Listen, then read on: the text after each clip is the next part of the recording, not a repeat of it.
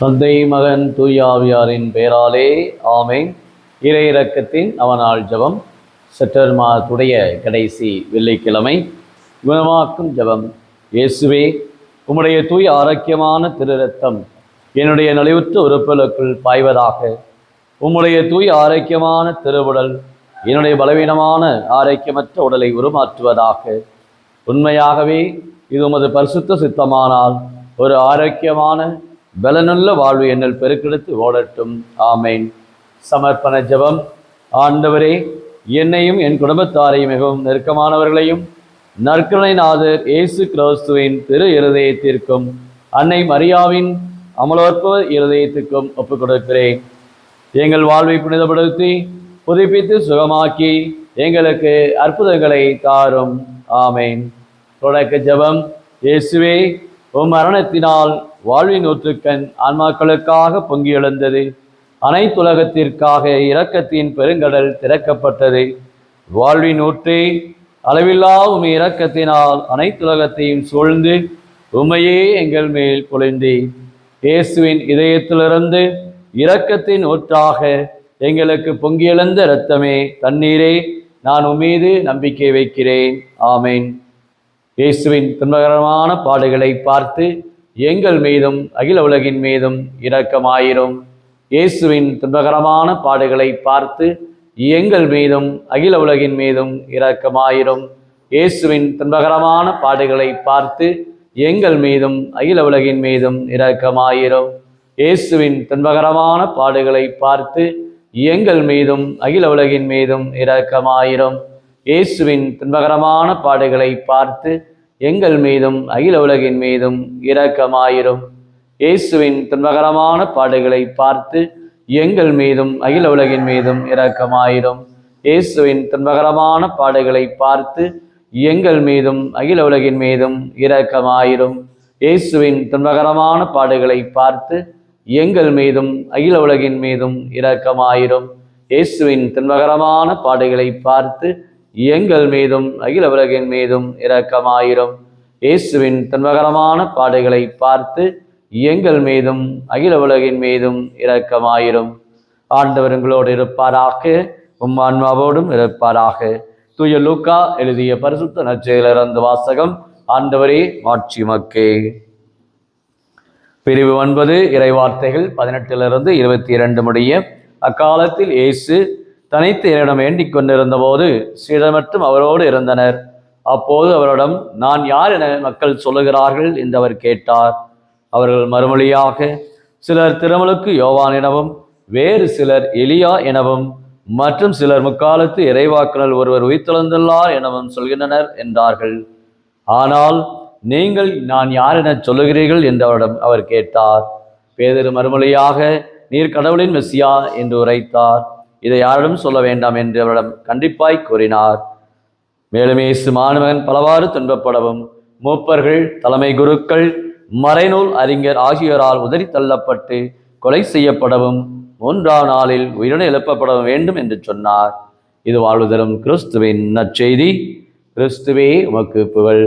இறையேசுவில் பிரியமான சகோதர சகோதரிகளே, தாயாம் திருவையானது செப்டம்பர் மாதத்துடைய இந்த 26ஆம் நாளிலே நம் ஒவ்வொருடைய வாழ்விலும் பல்வேறு அற்புதங்களை ஆண்டவர் இறை இரக்கத்தின் இந்த நவநாள் வழியாக வெளிப்படுத்துகின்றார்.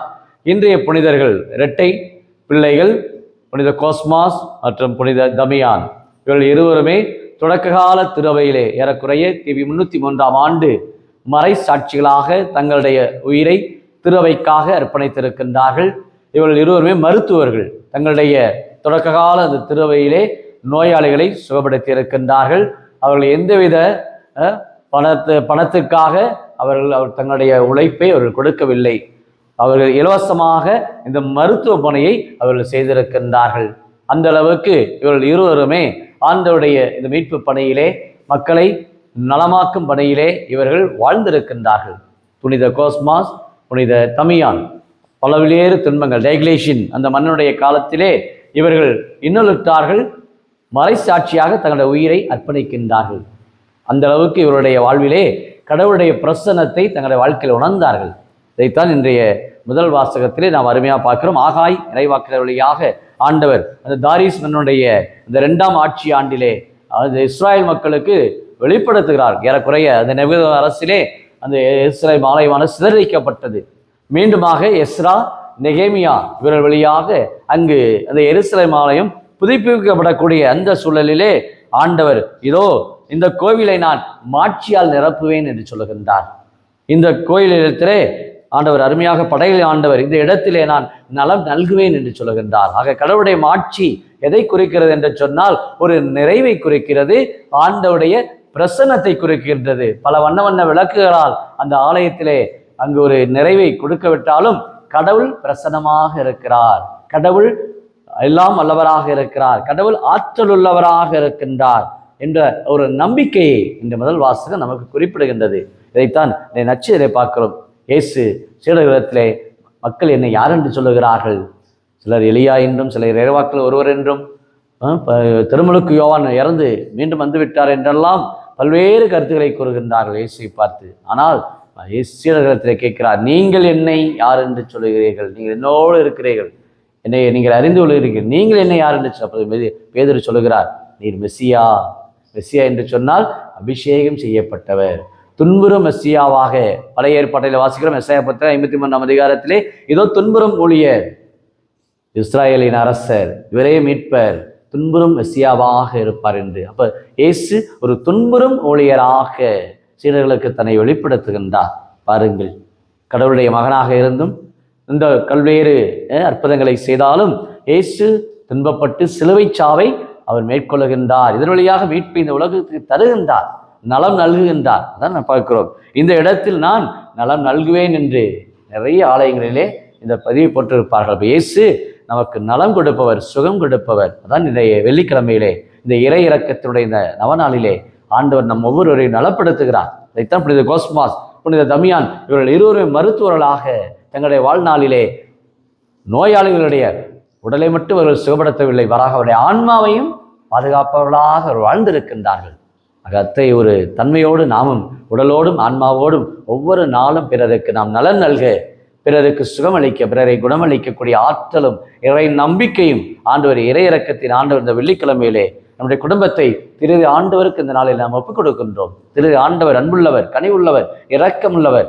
நம் ஒவ்வொருடைய வாழ்விலும் வரக்கூடிய சவால்கள், பிரச்சனைகள், வாழ்க்கையில் வரக்கூடிய நெருக்கடிகள், இன்னல்கள், இடையூறுகள், குழப்பங்கள், வேதனைகள், துன்பங்கள் அனைத்திலும் ஆண்டவர் நம்மை உறுதிப்படுத்துகின்றார், நமக்கு நம்பிக்கை கொடுக்கிறார். மகனே, நீ கலங்காதே, நான் உன்னோடு இருக்கேன், உன்னோடு உன் துன்பங்களை நான் சுமக்கிறேன் என்று இயேசு எப்பொழுது நம்மோடு வருகின்றார். இந்த வெள்ளிக்கிழமையிலே இறை இறக்கத்தின் நவநாளை இந்த யூடியூபில் ஜெபிக்கிற ஒவ்வொரு குடும்பத்தாருக்கு ஆண்டவர் அவருக்கு ஆசீர்வாதங்களை நாளை கொடுக்கின்றார்.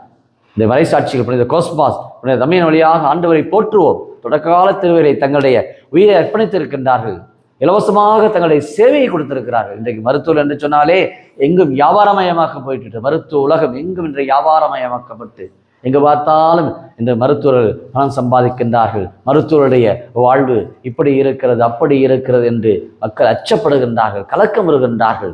ஆனால் உண்மையே தன்னலமற்ற அந்த சேவையை புனித கோஸ்மாஸ், புனித தமியான் மருத்துவர்களாக வாழ்ந்து சாட்சி புரிந்திருக்கின்றார்கள். இன்றைய வாழ்விலே நாமும் மருத்துவர்களுக்காக ஜெபிப்போம். பல்வேறு நிலையில அவர்களுக்காகவும் அவருடைய வாழ்வுக்காகவும் மருத்துவ நலனுக்காகவும் அந்த மருத்துவர்கள் இன்னும் தொடர்ந்து தங்களுடைய இந்த தன்னலமற்ற சேவையை அவர்கள் தங்களுடைய வாழ்விலை செய்வதற்குரிய ஆற்றலை ஆண்டவர் நிச்சயம் அவர்களுக்கு தேவையான பொருளாதாரத்தை, அவருடைய வாழ்க்கையில் ஒரு நிறைவை ஆண்டவர் இவர்கள் வழியாக இந்த நாளை கொடுக்கும்படி மருத்துவ உலகத்திற்காக இன்றைக்கு நாம் ஒப்புக் கொடுத்து ஜெபிப்போம். உலகம் முழுவதும் இல்லையா இருக்கின்ற எல்லா மருத்துவர்கள் ஆண்டுடைய கரங்களை ஒப்புக் கொடுப்போம். சீராக் புத்தகத்திலே இதோ மருத்துவர்களுக்காக ஜெபியுங்கள் என்று ஆண்டவர் நம்ம குறிப்பிடுகின்றார்.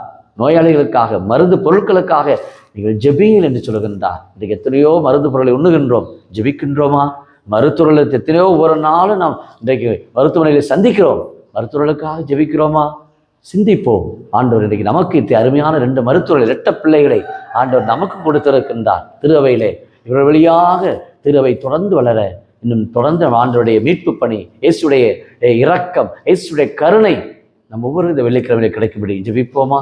அன்பின் பரலோக பிதாவே, அப்பா இயேசுவே, அருமையான இந்த நாளுக்காக நன்றி கூறுகிறோம். செப்டம்பர் மாதத்துடைய இந்த கடைசி வெள்ளிக்கிழமையிலே இதோ இறை இறக்கத்தின் இந்த நவநாளை ஜெபிக்கிற உள்ளங்களிலே, குடும்பங்களிலே இருக்கிற எல்லா பாடுகள், குடும்பங்களில் இருக்கிற துன்பங்கள், கவலைகள், நோய்கள் அனைத்திலும் சுகமளிப்பவராக நானே குணமாக்கும் ஆண்டவர் என்ற விடுதலை பயணத்திலே 15ஆம் அதிகாரம் 4ஆம் வசனத்தில் சொன்னது போல, இன்னும் 1 பேதுரு மடல் 2ஆம் அதிகாரம் 24ஆவது வசனத்திலே, இதோ காயங்களால் உங்களை நான் சுகப்படுத்துவேன் என்று சொன்னது போல, இயேசுவே உம்முடைய திரு காயங்களால் எங்களை நலப்படுத்தும், உம்முடைய திரு ரத்தத்தால் எங்களை மீட்டருளும், இந்த உலகத்திலே எல்லா மக்களையும் ஆபத்திலிருந்தும் நோயிலிருந்தும் சாத்தானுடைய பிடியிலிருந்தும் கட்டுகளிலிருந்தும் விடுவித்தருளும், சுகமாக்கும், நலமாக்கும். இதோ ஆண்டவர் நலன் நல்கும் ஆண்டவர், இதோ ஆண்டவருடைய மாட்சி இதோ இந்த உலகை நிரப்புகிறது என்று சொன்னது போல, எங்களுடைய அன்றாட வாழ்வில் உடைய மாட்சியும் உடைய பெருமையும் எங்கள் ஒவ்வொருடைய வாழ்விலும் குடும்பத்திலும் தங்கும்படியாக இந்த நாளிலே இந்த யூடியூப்ல ஜெபிக்கிற ஒவ்வொரு குடும்பத்தாரும் பாரங்களோடும் கண்ணீரோடும்